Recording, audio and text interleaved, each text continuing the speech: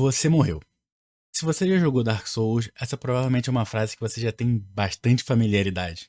Afinal, o jogo tenta te colocar em situações onde a sua atenção é constantemente testada e a falta dela é frequentemente punida.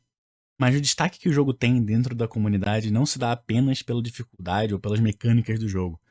A filosofia de design, que diz basicamente que menos é mais, te dá a possibilidade de seguir o jogo inteiro sem praticamente saber nada da história do mundo onde você está, ou ir procurando em cada cantinho do jogo, cada diálogo escondido, cada item no cenário, como é o mundo em que você está jogando, o que acontece ali, quem são os personagens que fazem parte daquele mundo, por que aquele mundo chegou a estar naquele estado e como poderia ir daqui pra frente. E essa forma de contar a história cria uma narrativa cativante e na qual o seu personagem não é necessariamente o centro do mundo, ele não é o centro daquela história em absoluto.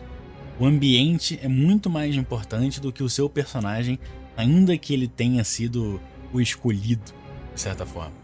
Mas seria a morte em Dark Souls ligada apenas à dificuldade do jogo e à quantidade de vezes que você vai falhar ao jogar? Bom, agora você está sob o olhar da lente prismática e é disso que a gente vai falar nesse vídeo.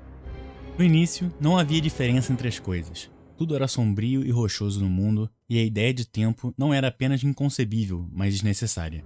Em um certo momento, o fogo surgiu e a realidade do mundo mudou para sempre. Passou a ser possível diferenciar o calor do frio, o claro do escuro e a vida da morte. A partir do momento em que surgiu o fogo, e com ele a possibilidade de mudança e diferenciação, também surgiram as almas. As almas são a essência daquilo que é mutável e, portanto, parte de todos os seres vivos do mundo de Dark Souls. Mas nem todas as almas são iguais, e 4 delas são chamadas de Alma dos Lordes. Cada uma dessas almas aborda um dos pontos de diferenciação que foram ditos anteriormente. O pigmeu furtivo, antepassado da humanidade, encontrou a alma da escuridão. Gwyn encontrou a alma da luz, a bruxa de Izalith encontrou a alma da vida e Nito encontrou a alma da morte. Em um certo momento, Gwyn descobriu que seus raios eram capazes de destruir as escamas que protegiam os dragões primordiais. A simbologia dos dragões é extensa, mas podemos resumir bastante como sendo representantes de forças primitivas. Os dragões nem sempre são maus e frequentemente são muito inteligentes, mas sempre apresentam traços de algo incontrolável. Esse incontrolável é equivalente aos processos e impulsos inconscientes que os seres humanos têm e, quando espelhados na natureza, aparecem, por exemplo, na figura de um dragão. Gwyn, com a luz da consciência, destrói as escamas que permitem que os dragões dominem o mundo e traz o equivalente da consciência para essa disputa. O mundo então segue um ciclo permanente de alternância entre eras de fogo e eras de escuridão, assim como a vida e a morte se sucedem eternamente.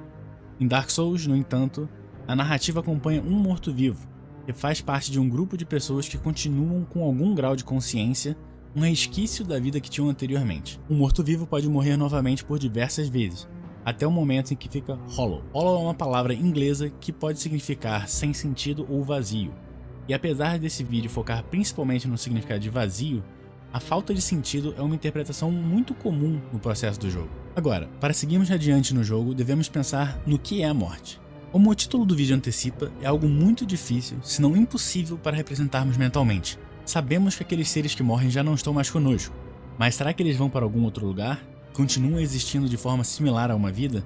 Que nascem novamente com outra aparência? Será que continuam vivos, mas em outro plano de existência? Ou será ainda que apenas somem e deixam de existir para sempre? Você, ouvinte, já deve ter pensado nisso várias vezes durante sua vida, e se pensou, não foi o único. A morte é possivelmente o tema mais antigo de pensamento e parece natural quando a gente pensa que a morte é a única coisa que acompanha a vida desde o início. A única certeza que a gente tem. No Egito Antigo, por exemplo, seu coração seria pesado contra uma pena para saber se você era digno de entrar no submundo, e pessoas com coração pesado seriam servidas de alimento para demônios. Religiões de origem abraânicas também seguem a ideia de um julgamento de valores para determinar o destino após a morte. Essas interpretações são muito interessantes e serão temas para vídeos futuros aqui no Lente Prismática. Então não deixe de nos seguir aqui no YouTube e nas outras redes sociais se quiser saber das novidades. Para além de interpretações modernas, que muitas vezes já perderam sua essência e precisão ao longo do severo teste do tempo, temos a filosofia.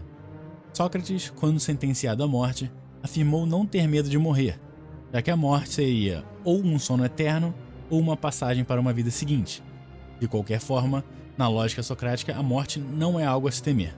Então, aqui a gente foca na morte em si, no estado de morte e não no processo de morrer. Então, o estado de morte se opõe ao estado de vida. E existem algumas definições do que seria esse estado. O animalismo diz que nós somos seres humanos, ou seja, que seguimos os processos biológicos necessários para a manutenção da existência. O personismo, que diz que somos criaturas com capacidade de autoconsciência, e o mentismo, que define nossa existência como mentes.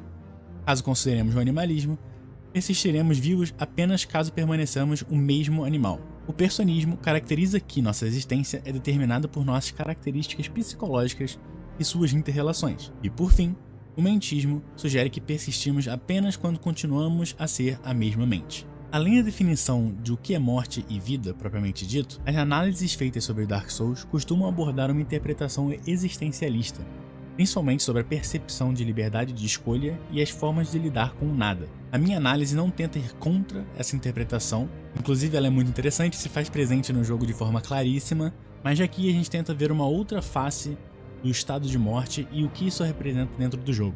E em Dark Souls, o estado início da humanidade é uma indiferenciação.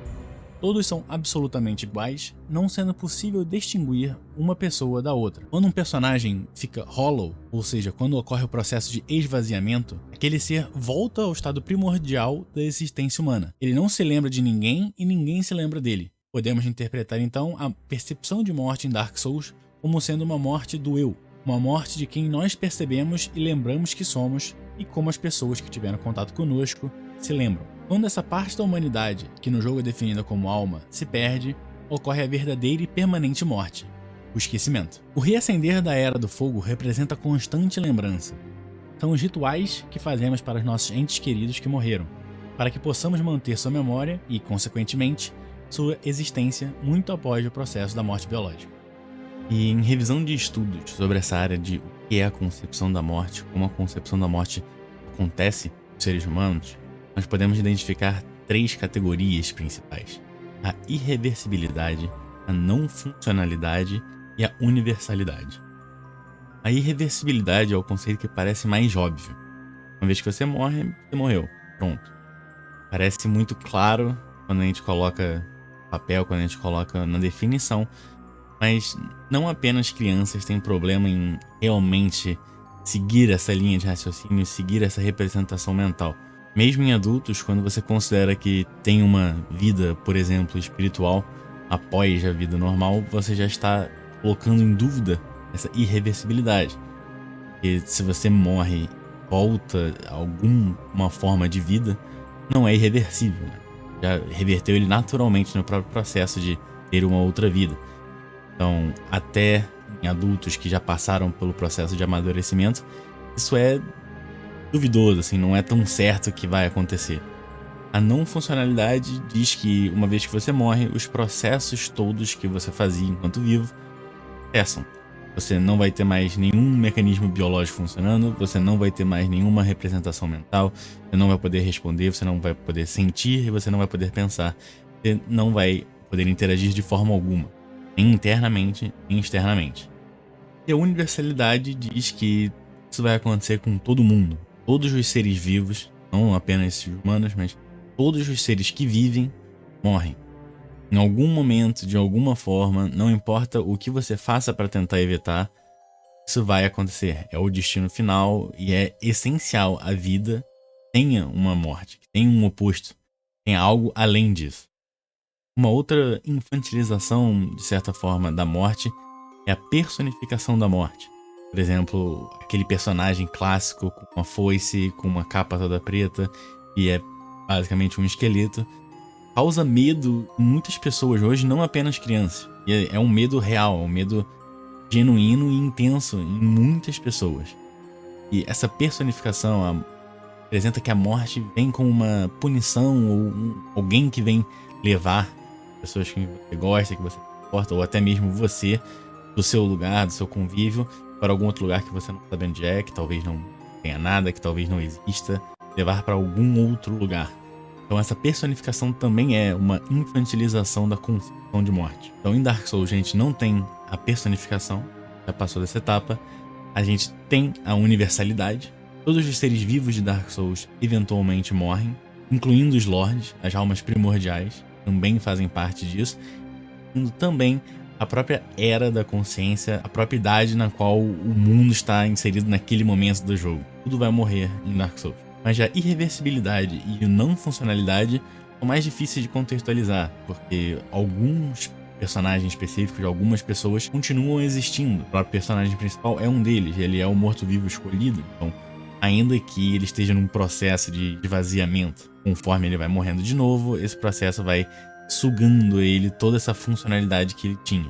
A consideração da morte como o esquecimento, a morte final, melhor dizendo, como o esquecimento daquela pessoa por parte das outras pessoas, é basicamente o final de todas essas categorias de representação da morte.